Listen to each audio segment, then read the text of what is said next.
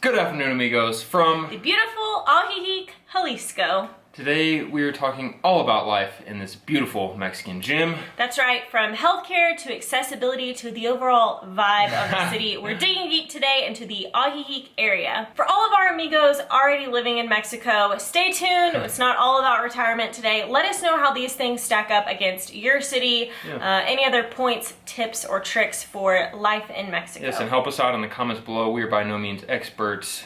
You are. So we need your help as well, and we would like to say a special thank you to each and every one of you that watch these videos, comment, likes them, shares them. Muchísimas gracias. Wow, I need to practice my Spanish. And a special thank you to all of our patrons. This video was made possible because of you. Now, let's get started. By far, the most, I guess, heated question that we have seen or heard about Ajijic or Lake Chapala is, are there too many gringos? This is the age-old question seemingly everyone considering moving to Mexico asks, and it's more prevalent in cities like Ajijic. I'm not sure if it made some sort of retirement list, but that is the #1 question we get. I see it all over the interwebs. That is a very interesting question. Many of you have asked us or said you don't want too many gringos in your new Mexican town, because if you wanted to be around gringos, you would just stay in your town in the States. It's hard for us to respond to this because I think being around other gringos does not dampen an experience for us. And I think that definitely holds true in Ajijic. While there are perhaps more gringos than in other Mexican cities we've been in, Ajijic has done a great job of maintaining the humble lake vibe, if you will. Yeah, well, what I would say is a lot of people, like Hillary said, say, well, if I want to live next to gringos, then I would just stay wherever I'm at now. And I don't know what the percentage of expats is in Ajijic, the Lake Chapala area. It seems to be higher than, let's say, Querétaro. But even if your next door neighbor is a gringo or Canadian or whatever, happens to have light skin, it's not like Flower Mound, Texas, or wherever in the States. You're still in Mexico. The place is still super Mexican. There are Mexicans everywhere. I mean, at this point, we've traveled not all over Mexico, but quite a bit through Mexico. And Ajijic is definitely small town Mexican through and through. Yes, and I think on a deeper level, do not let the people around you dampen your experience. #2, healthcare. This is a big one for expats, and I believe Ajijic, it seemed through our experience, has the expat population seems to be lean older versus Puerto Vallarta and San Miguel de Allende. I think so too. So I think healthcare is a big question a lot of people have moving to Mexico, and specifically Ajijic. And this is something that fortunately Greg and I don't have much experience with. However, we did take note of several pharmacies right there in the center of Ajijic, as well as a small hospital. But I think it's also important to note that you're 40 minutes to an hour away from one of the biggest cities in all of Mexico, with an extensive healthcare system with hospitals and specialized doctors and things like that. So in terms of healthcare, I would say it's very accessible in the Ajijic area. And although we cannot comment, unfortunately, too much, well, fortunately, on the healthcare system, I would say our unfortunately and fortunately, our limited experience with healthcare in Mexico tells us it's a fairly simple, easy system to use.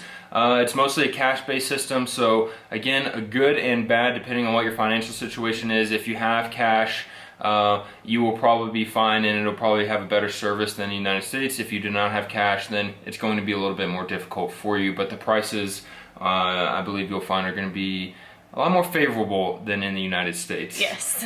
#3 is all about accessibility. When we say accessibility, we're getting into language, walking, proximity to Guadalajara, etc., etc. That was the Spanglish. I think accessibility is important. It's obviously a question for people who are looking into retirement, and it's something that Greg and I don't really often consider anything to do with accessibility other than walkability. In terms of actual walkability, the streets are made with cobblestones. If you have knee problems, back problems, problem with mobility, that's something to absolutely consider.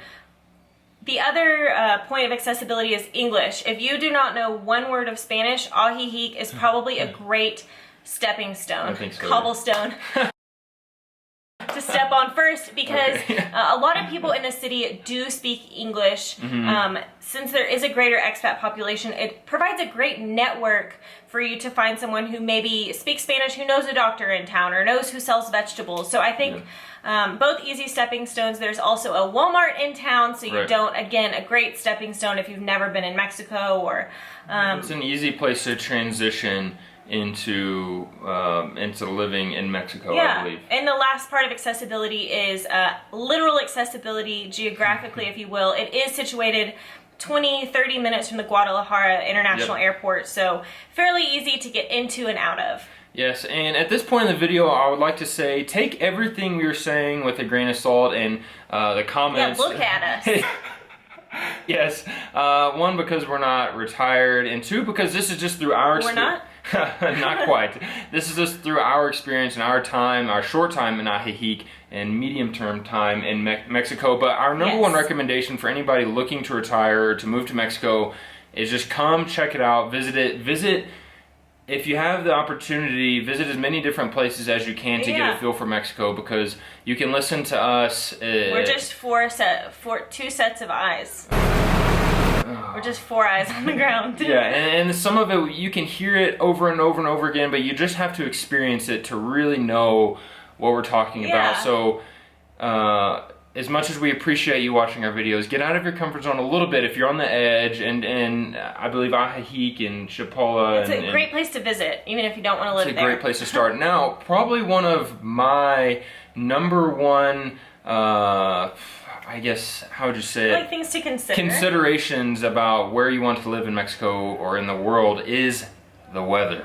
Now, Greg sweats like no other Mexican you've seen. Well, Mexicans don't sweat, so... Yeah, I don't know how you guys do it, but the weather in Ajijic, again, if you've been anywhere online and looked up the weather of this place, you probably know by now that it is next to perfect.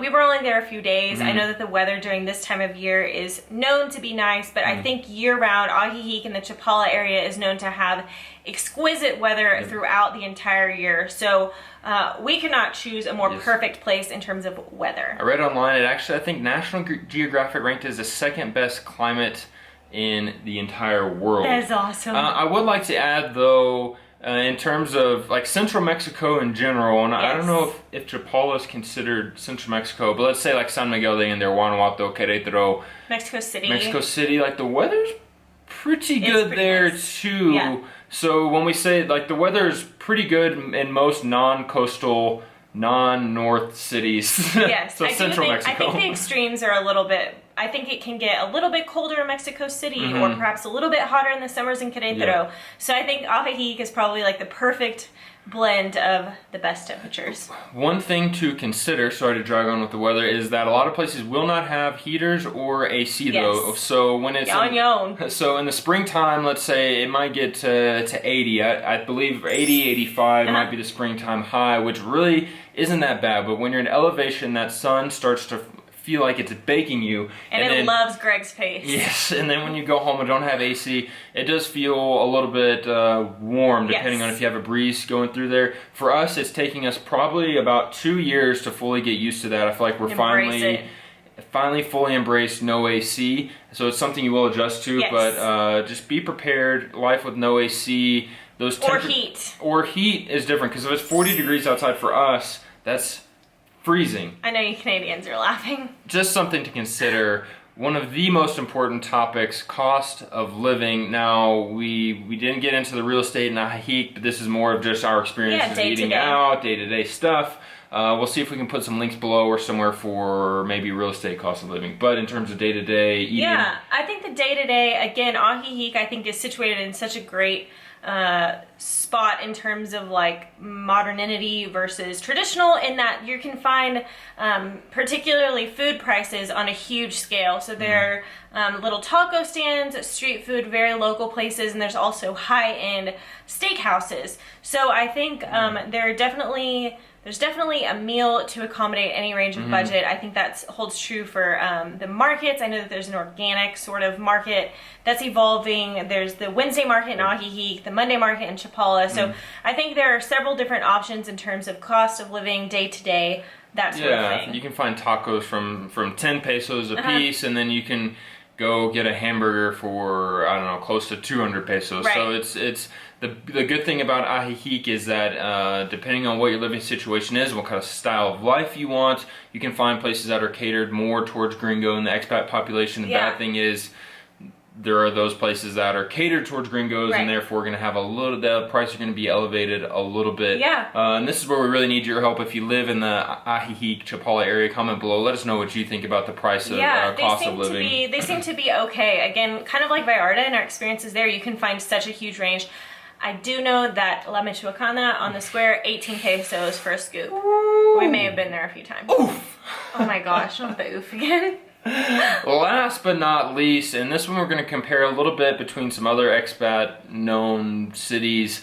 What's the vibe like in Ajijic or Chapala? So we really didn't set ourselves up for any expectations, and we like to do that because then we like to feel like we go in with an open mind without any sort of like bias towards the city. Yeah. That said, I absolutely loved Ajijic. I loved the area. It felt like a beach coastal town, only mid-70s Fahrenheit.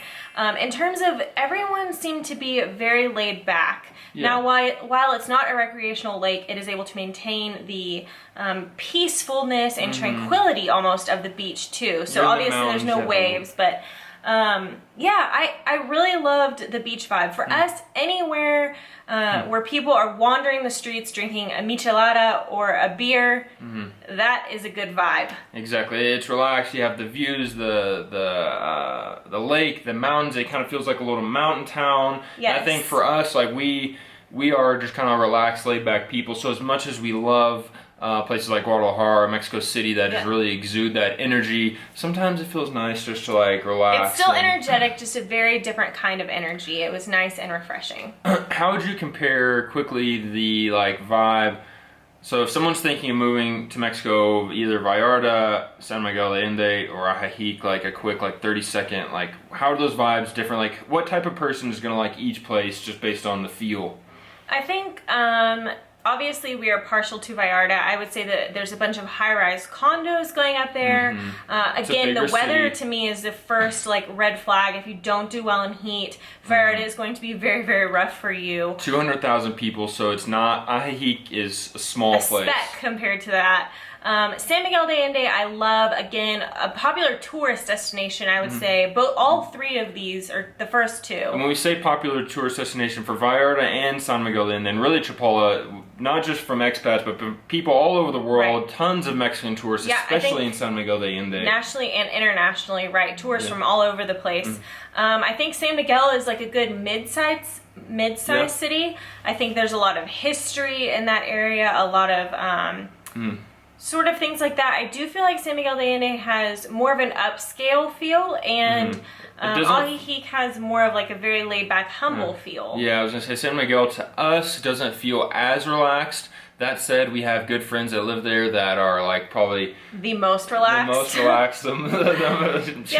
to Ajijic again is a very, very small town. I think the population is something like 10 to 15,000 people. So if you're looking for something very low key, by the time we are ready to retire, we will probably be looking for something like that too. Let us know what we missed out on. That's just a few of the short topics. Yes. If you have any questions at all, email us at kinetickennons@gmail.com. We'll be happy to attempt to answer any questions you have about living in Mexico, life in Mexico. I mean, there's so many things to consider, but I would say the best piece of advice we could think of is just to come experience it for yourself. Yes. It's an amazing country. If we left anything out, amigos, comment below. Try and help us out on what we messed up on. Yes, exactly. I think 14, 15 minutes in, that's all we have. You guys want longer videos. Thank you guys so much for watching. Be sure to subscribe to our channel. Click the bell to get notified every time we upload a new video, and we'll see you tomorrow. From alive. What time? 6 p.m. Central Time. Wow, we hadn't even talked about that. That's commitment. I would like to add, if you're still watching, thank you. If you're wondering what places, what cities, where we've been in Mexico, check out our playlist. So if you go to our channel, like click our little channel icon or whatnot, in the top There's overview or main videos and playlists. Click on that playlist, and we have them semi-organized. Yeah, we're working on it. So that way you can peruse through. If you're wondering if we went to Puebla, Zacatecas, y su Mujeres, San Luis Potosí, Vallarta, San Miguel de Allende, Guanajuato, Veracruz. We haven't gone to Veracruz. Cholula, Oaxaca, Puerto Escondido, Huatulco. If you're wondering if we've been to any of those places, you can check it out on our playlist. Maybe we have, maybe we haven't. I don't know. You'll have to find out. Otherwise, we'll see you tomorrow live on YouTube. Get all your questions ready, 6 p.m. Central Time. A las 6.